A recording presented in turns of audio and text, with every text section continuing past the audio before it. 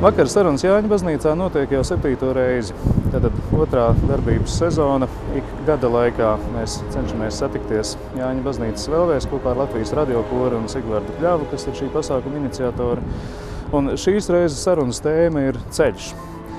Sarunas tēma ir arī tikpat bezgalīgi kā ceļa visi iespējamie virzieni, arī iespējamais bezceļš.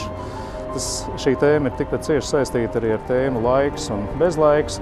Un sarunāsies divi, es gribētu teikt, ģeniāli un pie viena arī absolūti neprognozējami cilvēki.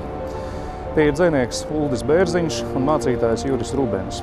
Uldis Bērziņš, kā zināms, beidzamajos gados ir cieši aizņemts ar Korānu tulkošanu un ir ziņas, ka apgādā neputns pat labam norit jau šī tulkojuma korektūras un rediģēšanas darbs.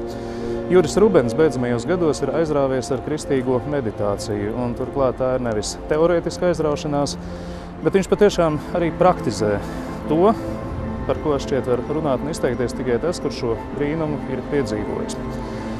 Uldis Bērziņš un Juris Rubens satiksies vakar sarunās, kuru pamata tēma ir ceļš. Un mēs varam tikai sirsnīgi aicināt visus iespējamos interesantus nākt uz Rīgas Svētā Jāņa baznīcu. Šīs sarunas mijas ar mūziku.